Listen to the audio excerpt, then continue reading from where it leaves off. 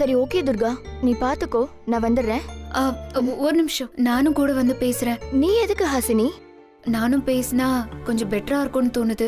ஐயோ, வேற வினையே வேண்டாம்.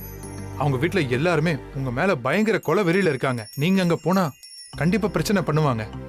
வேண்டாம் மேடம், காவியாக்க மட்டும் போயிட்டு வரட்டும். ஆமா ஹாசினி, நான் மட்டும் போயிட்டு வரேன். எனக்கும் அதுதான் சரின்னு படுது. அவளுக்கு என் மேல இருந்த கோவம் கொஞ்சமாவது குறைஞ்சிருக்கான்னு பாக்கணும். அது நான் போய் பேசிட்டு வந்து சொல்றேன். இல்ல காவியா, நான் நேரடியாவே தெரிஞ்சுக்கணும். ப்ளீஸ், நான் வீட்டுக்குள்ள கூட வரல, வெளியே மறைஞ்சிருந்து பாத்துக்கிறேன். நானும் வரேன்.